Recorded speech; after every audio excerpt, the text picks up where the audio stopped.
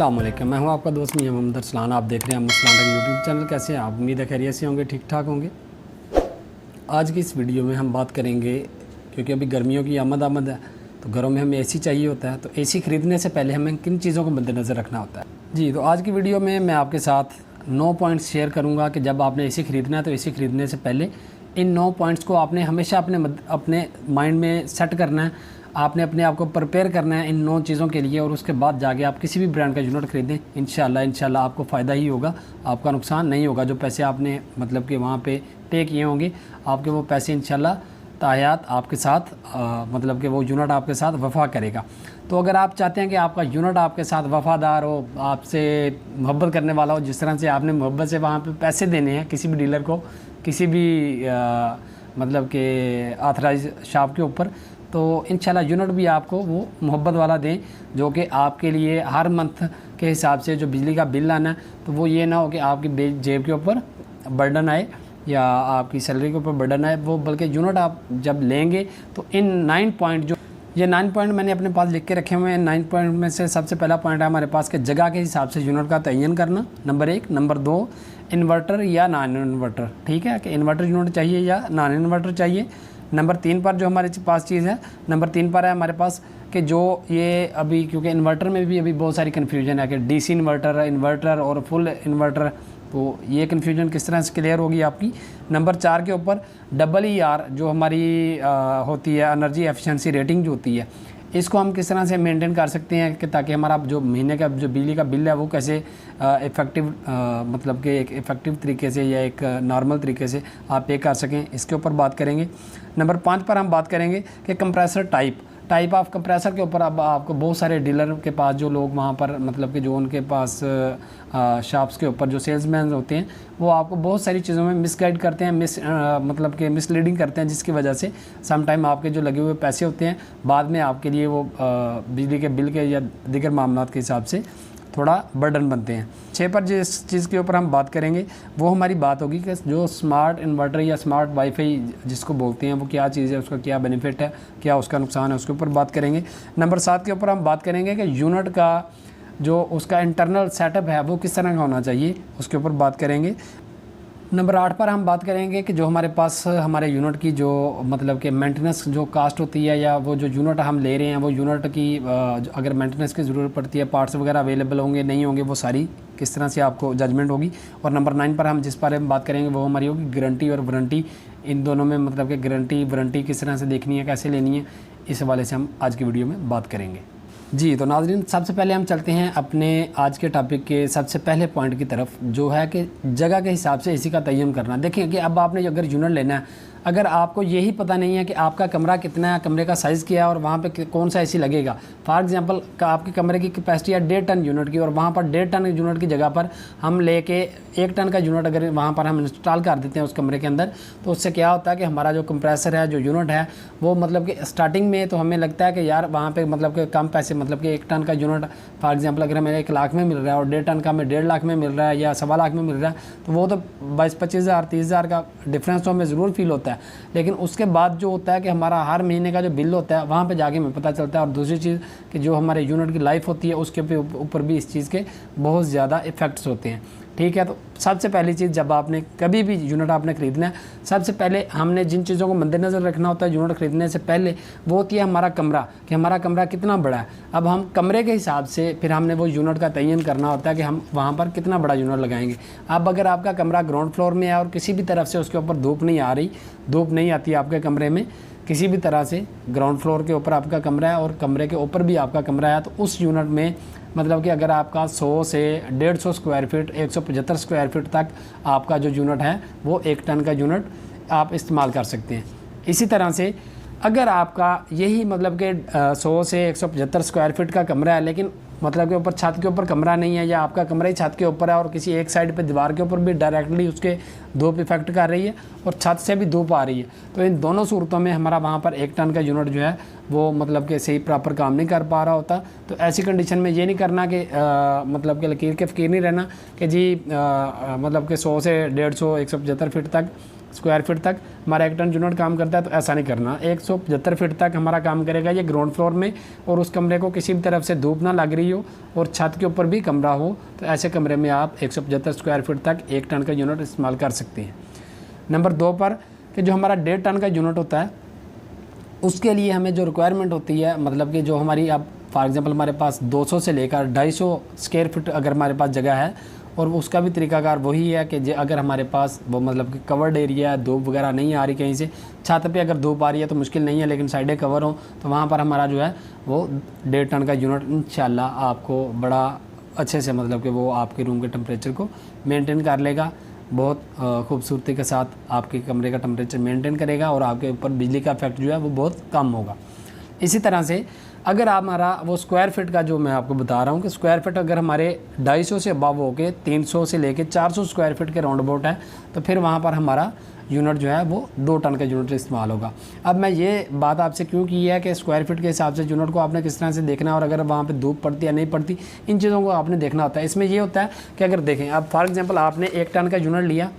Starting में आपने लेके अपने कमरे में लगा दिया, एक तो लेते हुए 20-25 हज़ार 30 हज़ार रुपये वो मतलब कि आपके बच गए, ठीक है। 1.5 टन का यूनिट महंगा है, 1 टन का यूनिट सस्ता है। नंबर 2 पर जब हमने वो यूनिट खरीद लिया तो स्टार्टिंग में क्योंकि हमारा यूनिट नया होता है, साल 1.5 साल काम ठीक करता है, लेकिन वो साल 1.5 साल आपके ऊपर जो बिजली का जो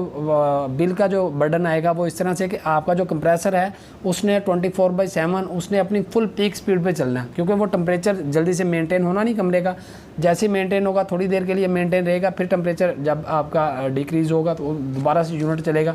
और वही फुल स्पीड पर रहेगा। तो उससे क्या होता है कि कंप्रेसर को सांस नहीं मिलती, कंप्रेसर हमारा मतलब कि पूरे जुनून से पूरे ज़ोर के साथ काम कर रहा होता है। तो ज़ाहिर बात है जो यूनिट आपका 10-12 साल चलना है वो आपका 4-5 साल में यूनिट जो है वो उसकी एंड हो जाएगी। तो सबसे पहली चीज़ आपने ये देखनी है कि आपने जगह का तयन अच्छे से करना है कि मेरी इतनी जगह है। तो और वैसे मैं अगर आपको पर्सनली रेकमेंड करूं तो मैं 1 टन के यूनिट के हक़ में ही नहीं हूँ। आपने कमरा छोटा है या बड़ा है, आप 1.5 टन का यूनिट लगाएं, कमरा छोटा होगा तो वो ज़्यादा जल्दी कूलिंग को कवर करेगा, कमरे के टेम्परेचर को मेंटेन करेगा, और जो उसके एम्पेयर हैं वो ऑटोमेटिकली डाउन आएंगे या वो उसका कंप्रेसर बंद होगा, और आपकी वो इलेक्ट्रिक पे आपकी बिजली के जेब के ऊपर बिजली का बिल जो है वो इतना इफेक्टिव नहीं होगा। तो उम्मीद है कि ये टॉपिक आपको नंबर 1 समझ आ गया होगा। अब नंबर 2 हम बात करते हैं इन्वर्टर या नॉन इन्वर्टर। तो देखें इसमें जिस तरह से आपको पता है कि अभी बिजली जिस तरह से हमारे पास महंगी है पाकिस्तान में, ये हमारे इंडिया में पड़ोसी मुल्क जो हैं, क्योंकि यहाँ पर बिजली की कास्ट बहुत पड़ रही है, बिजली बहुत महंगी है हमारे पास, बिलखुसूस हमारे पाकिस्तान में। तो उस कंडीशन में हम क्या कर सकते हैं कि अगर हम पाकिस्तान में रहते हैं और बिजली बहुत महंगी है तो फिर तो सादा यूनिट जो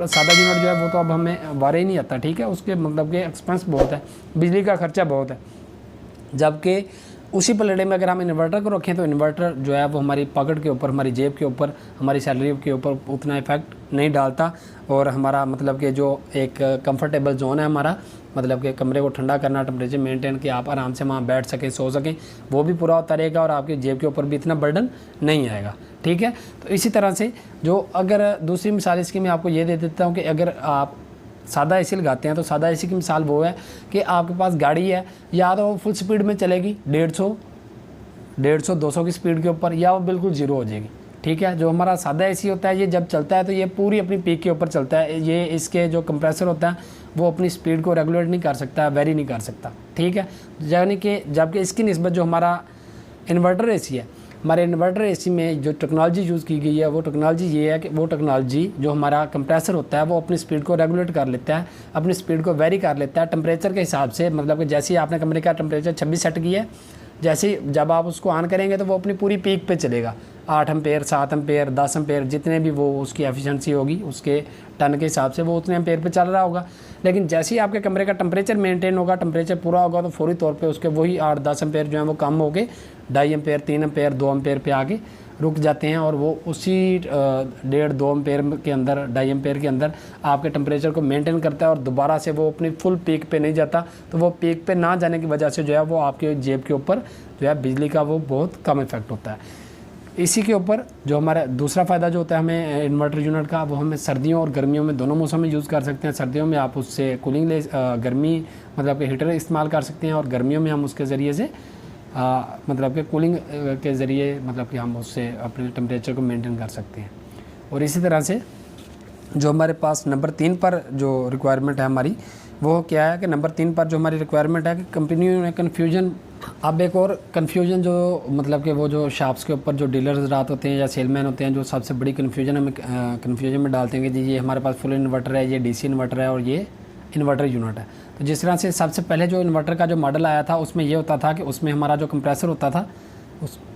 उस कंप्रेसर को वेरी किया गया था, उसकी स्पीड को रेगुलेट किया गया था अप और डाउन। बाकी उसकी जो ब्लोअर मोटर है और आउटडोर की जो मोटर है वो 220 पे ही जिस तरह से सादा यूनिट की होती थी उसी तरह से वो इस्तेमाल कर रहे होते थे। फिर उसके बाद जो मॉडल हमें मिला या जो हमारे पास मॉडल आया वो था हमारे पास डीसी इन्वर्टर का। तो डीसी इन्वर्टर में उन्होंने क्या किया कि डीसी इन्वर्टर में जो हमारा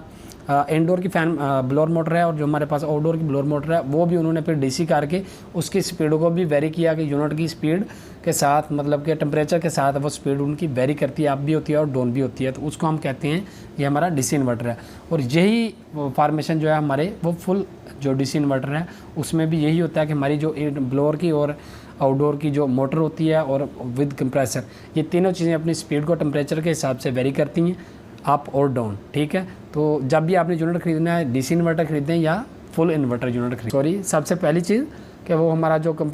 यूनिट है वो फुल इन्वर्टर होना चाहिए, फुल डीसी इन्वर्टर होना चाहिए। नंबर 2 के ऊपर कि उसका जो कंप्रेसर है वो उसके अंदर T3 सीरीज़ का कंप्रेसर लगा हुआ हो। ये चीज़ आपने इंश्योर करनी है वहाँ के ऊपर वहाँ पर। और उसके बाद हमने जाना है जो हमारा स्मार्ट, अभी आजकल आपको सेलमैन मतलब कि बहुत सारी ट्रक की बत्तियों के पीछे लगा देते हैं कि जी ये स्मार्ट इन्वर्टर है, वाईफाई है, ये है, इस तरह से मतलब कि आपको बताते हैं। ज़ाहिर बात है जिन यूनिट्स में ये मतलब कि एक इजाफी जो वाईफाई का जो सेटअप है वो जिन यूनिट के अंदर है तो उनके साथ फिर आपको ये होता है कि उनमें फ़वाइद भी आपको वैसे ही मिलते हैं। मतलब कि जो काम आपका रिमोट नहीं कर पा रहा होता वो काम आप अपने मोबाइल से कर सकते हैं। आप कहीं पर भी बैठे हैं आप अपने एसी को ऑपरेट कर सकते हैं। फॉर एग्ज़ाम्पल आप कहीं दूर हैं, गर्मी बहुत ज़्यादा है, तो आप वहीं से अगर आपके एसी का बटन ऑन है तो आप अपने मैसेज के ज़रिए जो वाईफाई के साथ आपका यूनिट कनेक्ट में है आपके साथ इंटरनेट के ज़रिए, तो आप अपने यूनिट को अपने टेम्परेचर के हिसाब से ऑन या ऑफ़ कर सकते हैं। उसके बाद आप उसके ऊपर अपना जो है टाइम सेट कर सकते हैं कि 3 घंटे आपने चलना है, उसके बाद आपने बंद हो जाना है। या आप उसके ऊपर टेम्परेचर के हिसाब से उसको ऑटो पे सेट कर सकते हैं आप अपनी मर्ज़ी के हिसाब से। जो हमारा स्मार्ट इन्वर्टर है, स्मार्ट वाईफाई इन्वर्टर, उसमें ये सहूलतें आपको इजाफे में मिल जाती हैं। अगर आप ये लेंगे तो ये थोड़ा सा कास्टली होगा, और अगर ये सहूलत वाला नहीं लेते वाईफाई वाला तो वो थोड़ा सा आपको लो बजट में 2-4 हज़ार का फ़र्क होता है, वो आपको थोड़ा लो बजट में मिल जाएगा। और इसी तरह से जो हमारा अब 7वां पॉइंट है, सबसे अहम और इम्पोर्टेंट पॉइंट है हमारा, आपने अपने उस फ्रेंचाइज डीलर से, सेलमैन से इस बात को इंश्योर करना है कि जो आप यूनिट ख़रीद रहे हैं उसका जो कंडेंसर है और जो वेपरेटर है वो आपको कॉपर में मिलना चाहिए। वो कॉपर का हो, ना कि सिल्वर का, क्योंकि आजकल जो मार्केट में यूनिट आ रहे हैं उनके अंदर बहुत सारे यूनिट्स के अंदर जो कंडेंसर लगा रहे हैं आउटडोर के अंदर वो सिल्वर का कंडेंसर लगा रहे हैं। तो वो क्या होता है कि सम टाइम एरिया गंदा होने की वजह से, या आपकी रिहाइश कहीं फैक्ट्री वाली एरिया में है या धुआं वगैरह गर्द रोड के नज़दीक है, तो वो यूनिट जल्दी लीकेज होते हैं और फिर ये मसाइल आपके साथ बढ़ जाते हैं और आपका यूनिट बेकार हो जाता है 8-10 साल के अंदर। तो जब भी आपने यूनिट ख़रीदना है तो आप कोशिश करें कि अपने जो डीलर है आपका या जो ऑथराइज फ्रेंचाइज है उससे आपने इस बात को इंश्योर करना है, इस बात को क्लियर करना है कि यार जो मैं यूनिट ख़रीद रहा हूँ इसका कंडेंसर और वेपरेटर की आप मुझे गारंटी देंगे ये कॉपर का है, ठीक है। बाकी अगर आपको इस चीज़ के बारे में कि कॉपर का कंडेंसर और सिल्वर का कंडेंसर और वेपरेटर, तो उसके लिए मैं इंशाल्लाह एक अलग से वीडियो आपके लिए मैं बना दूँगा। होता है हमारा एनर्जी एफिशिएंसी रेटिंग जो है, ये मोस्टली इम्पोर्टेंट, सबसे अहम और सबसे इम्पोर्टेंट पार्ट है ये यूनिट का। जब भी आपने यूनिट ख़रीदना है तो ये EER रेटिंग जो है ये आपको लाजमी मालूम होनी चाहिए। आप जब भी यूनिट ख़रीदेंगे तो ये यूनिट के ऊपर मेंशन होता है, आउटडोर के ऊपर मेंशन होता है, या आपको वो डीलर या सेलमैन आपको बता देगा कि जब भी आपने यूनिट ख़रीदना है तो उसका क्या करना है कि आपने उसके ऊपर देखना है सबसे पहले कि जो मैं यूनिट ख़रीद रहा हूँ इसकी जो EER जो रेटिंग है, इसकी एनर्जी एफिशिएंसी रेटिंग जो है वो कितनी है। तो वो आपने कोशिश करनी है कि 6.5 से लेकर अबव जितनी भी हो तो वो आपके लिए फ़ायदेमंद है। 10-12 हो तो वो तो सोने पे सुहागा, नहीं तो 6.5 से अबव अगर आप देखेंगे, अगर आपकी EER रेटिंग 6.5 से अबव है तो वो आपके बिजली के बिल के ऊपर, आपकी पॉकेट के ऊपर बहुत फ्रेंडली यूनिट आपके लिए साबित होगा वो यूनिट। और अगर उसके ऊपर EER जो है ये रेटिंग मेंशन नहीं है उसके ऊपर, यूनिट के ऊपर, या उनको पता नहीं है, तो आपने क्या करना है कि यूनिट के ऊपर एक जो स्टिकर लगा होता है उसके ऊपर BTU लिखे हुए होते हैं कि 1 टन का यूनिट है तो 12,000 BTU है, 1.5 टन का यूनिट है 18,000 BTU है। मतलब कि यूनिट की कैपेसिटी के हिसाब से उसके BTU जो हैं वो वेरी करते हैं, अबव जाते हैं या डाउन आते हैं। छोटा यूनिट होगा तो BTU कम होंगे, बड़ा होगा BTU ज़्यादा होंगे। आपने उसके BTU चेक करने हैं और BTU को चेक करने के बाद आपने उसकी जो इनपुट करंट जो है, इनपुट जो वाटेज हैं यूनिट के, ठीक है, स्टार्टिंग में जो वो यूनिट के ऊपर जो वाटेज उन्होंने मेंशन किए होंगे, जो इनपुट रेटेड करंट है उसका, वो आपने चेक करना है, वो वाट आपने चेक करनी है। मतलब कि जो आपके 12,000 BTU का अगर यूनिट है, 12,000 BTU का यूनिट है तो उसके जो उन्होंने मतलब कि वाटेज मेंशन किए हुए हैं 3250 या 3,000 या 1750, जो भी वाटेज उन्होंने मेंशन किए हुए हैं, आपने क्या करना है कि 12,000 को उसके ऊपर तकसीम कर देना है। जितना भी मतलब कि जो हमारे वाटेज होंगे 12,000 को उसके ऊपर जब आप तकसीम करेंगे तो आपकी EER रेटिंग निकल आएगी। तो आपको पता चल जाएगा कि आपका यूनिट मतलब कि किस मतलब के कंडीशन में वेरी करता है कि आपके लिए सूटेबल है कि नहीं। लेकिन आपने इस बात को जहन नशीन करना है कि 6.5 से अबव रेटिंग में आपने यूनिट ख़रीदना है जिसकी EER रेटिंग 6.5 से अबव हो। अब जो हमारा 8वां और आखिरी पॉइंट जो हमने डिस्कस करना है वो हमने करना है ये कि जब भी आपने यूनिट ख़रीदना है तो आप कोशिश करें कि ज़्यादा से ज़्यादा यूनिट्स चेक करें, देखें और कस्टमर से पूछें अलग-अलग डिफरेंट कंपनीज़ के डिफरेंट जो हैं मॉडल्स और डिफरेंट जो हैं आप कह लें कि कंपनीज़ के यूनिट आप वहाँ पर चेक करें, डिफरेंट ब्रांड के यूनिट आप चेक करें। जिस भी AC की गारंटी या वारंटी, दोनों चीज़ें, गारंटी हो या वारंटी हो, गारंटी और वारंटी क्या होती है इसके लिए मैं इंशाल्लाह एक अलग से वीडियो बनाऊंगा कि गारंटी क्या होती है और वारंटी क्या होती है और आप उसको किस तरह से आपके लिए वो चीज़ कारआमद होती है और कैसे कारआमद होती है, वो मैं एक अलग वीडियो बनाऊँगा। गारंटी और वारंटी, चाहे गारंटी हो चाहे वारंटी हो, दोनों चीज़ों को आपने देखना है कि जो कंपनी आपको PC की वारंटी फॉर एग्जांपल 5 साल PC की वारंटी दे रही है, 10 साल 15 साल कंप्रेसर की वारंटी दे रही है, इसके अलावा अगर कोई दूसरी कंपनी है वो आपको 6 साल की PC की वारंटी देती है, 12 साल की कंप्रेसर की वारंटी देती है, कोई साल की PC की वारंटी देता है, कोई 4 साल की कंप्रेसर की वारंटी देता है। आपने कोशिश करनी है कि वो उस ब्रांड का यूनिट ख़रीदें जिसकी वारंटी PCB बोर्ड जो हमारा मतलब कि यूनिट के अंदर जो किट लगी होती है प्रोग्रामिंग जिसमें होती है सारी यूनिट की, PCB बोर्ड और कंप्रेसर की वारंटी या गारंटी जितनी भी ज़्यादा हो आप वो यूनिट परचेज़ करें। जी, तो आज की वीडियो में मैंने आपके साथ जो चीज़ें डिस्कस की उनमें सबसे पहली चीज़ हमने कि जगह को आपने लाजमी जहन नशीन करना है कि यार मेरी इतनी जगह है, इसमें मुझे कौन सा यूनिट चाहिए। तो अगर आप वो जगह के हिसाब से या जगह के हिसाब से थोड़ा बड़ा यूनिट लगाएंगे तो इंशाल्लाह आपकी पॉकेट के ऊपर भी वो फ्रेंडली होगा और आपका टेम्परेचर भी बेहतरीन मेंटेन करेगा और वो आपका जो यूनिट होगा वो लॉन्ग लाइफ चलेगा, 15 साल 20 साल के लिए आपका साथ निभाएगा, आपको किसी तरह की कोई परेशानी नहीं होगी। जबकि बजाय इसके अगर आप उल्ट करते हैं कि जगह बड़ी और यूनिट छोटा लगाते हैं तो एक तो उसकी जो एफिशिएंसी है वो बहुत जल्दी डाउन होती है, नंबर 1। नंबर 2 आपकी पॉकेट के ऊपर बहुत भारी पड़ेगा क्योंकि मतलब कि बहुत ज़्यादा जो अपनी पीक स्पीड है उसके ऊपर चलेगा। तो उसके ऊपर चलने की वजह से क्या होगा कि आपका जो बिजली का बिल है वो फिर वही बहुत ज़्यादा बिल आएगा, तो वो आपके लिए पॉकेट फ्रेंडली नहीं होगा। नंबर 2 पर हमने जो बात की वो हमने इन्वर्टर या नॉन इन्वर्टर की जो मेंटेनेंस कास्ट है या उसका कह लें आपके जो दीगर अखराजात हैं उसके वो थोड़े कम हैं इन्वर्टर की निस्बत। इन्वर्टर की मेंटेनेंस थोड़ी कास्टली होती है लेकिन इन्वर्टर के फिर साथ में आपको कई सारे फ़ायदे भी मिल जाते हैं। इसी तरह से जो हमने तीसरे नंबर पर बात की वो हमने कन्फ्यूजन के ऊपर बात की कि इन्वर्टर, DC इन्वर्टर और फुल इन्वर्टर, इसके बारे में मैंने आपके साथ डिस्कस किया। तो आपने फुल इन्वर्टर या DC इन्वर्टर यूनिट ख़रीदना जब भी ख़रीदना। नंबर 4 के ऊपर जो चीज़ चाहिए हमने बात की, नंबर 4 के ऊपर वो हमने कंप्रेसर के ऊपर बात की कि जो हमारा कंप्रेसर है कि कंप्रेसर हमारा T1, T2, T3 उनका जो दर्जा हरारत है उनके दर्जाबंदी के हवाले से मैंने आपके साथ डिस्कस की, उसको आप जहन नशीन करें। जो हमारा EER जो एनर्जी एफिशिएंसी रेटिंग जो है उसके हवाले से मैंने आपसे बात की कि 6.5 से अबव का आपने लेना है, उससे कम का नहीं लेना। अगर आपको नहीं पता या वो दुकानदार आपको नहीं बता रहा तो जो उसके ऊपर BTU लिखे हुए हैं उन BTU को जो उन्होंने वाटेज मेंशन किए हुए हैं उन वाटेज के ऊपर BTU को उन वाटेज के साथ तकसीम कर देंगे। तो जो आपका जवाब आएगा वो आपके पास आपका एनर्जी एफिशिएंसी रेटिंग जो है वो आपके पास निकल के आ जाएगी। इसी तरह से नंबर 6 के ऊपर जो हमारा स्मार्ट वाईफाई जो इन्वर्टर है स्मार्ट वाईफाई के हवाले से जिसमें स्मार्ट फंक्शंस हैं कि आपके मोबाइल के साथ अटैच होता है इंटरनेट कनेक्शन के साथ, तो वो अगर आप लेते हैं तो उसके फ़ायदे के बारे में मैंने आपके साथ थोड़ा डिस्कस किया। और नंबर 7 पर हमने जो चीज़ डिस्कस की, नंबर 8 पर वो चीज़ हमने ये डिस्कस की कि जो हमने यूनिट लेना है वो लाजिम जो है वो कॉपर कॉइल में होना चाहिए। कॉपर कॉइल का यूनिट लें आप। वेपोरेटर आउटडोर इंडोर दोनों का जो कंडेंसर है, वेपोरेटर है, वो हमें कॉपर कॉइल का मिले, ना कि आजकल कुछ कंपनियां धोखेबाजी कर रही हैं और सिल्वर कॉइल दे रही हैं। ठीक है, तो उन चीज़ों से बचने के लिए आप ये इंश्योर करें और जो आपका वो डीलर है जिससे आपने वो परचेज़ किया उससे आप ये चीज़ लिखवा लें बाकायदा अपने वारंटी कार्ड के ऊपर। और एंड के ऊपर जो हमने बात की वो मेंटेनेंस के हवाले से कि यूनिट की जो मेंटेनेंस के हवाले से कि अगर आप इंपोर्टेड कोई यूनिट खरीद लेते हैं और बाद में उसकी मेंटेनेंस का मसला आता है तो फिर मुश्किल होती है, तो आप जो मेड बाय पाकिस्तान यूनिट है वो खरीदें, नंबर 1। नंबर 2, जो जिस कंप्रेसर की, जिस यूनिट की, जिस ब्रांड की सबसे ज़्यादा वारंटी हो या गारंटी हो पीसीबी की और कंप्रेसर की, वो वाला यूनिट आप ख़रीदें। तो उम्मीद है कि आज की वीडियो में आपके बहुत सारे सवालों के जवाब मैंने क्लियर कर दिए होंगे। फिर भी कहीं पर कोई कमी रह गई हो, आपको कहीं पर कोई चीज़ समझ ना आई हो, आप कोई और तरह की इन्फॉर्मेशन चाहते हो तो मैं इंशाल्लाह आपके लिए वो वीडियो बना दूँगा। अपनी कमेंट्स में अपनी राय का इजहार ज़रूर किया करें।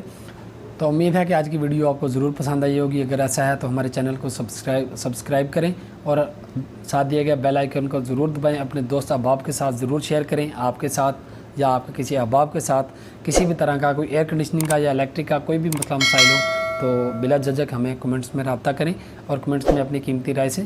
ज़रूर आगाह करें। मिलते हैं इंशाल्लाह नेक्स्ट वीडियो में। तब तक के लिए मुझे दें इजाज़त। अल्लाह ने कहबान।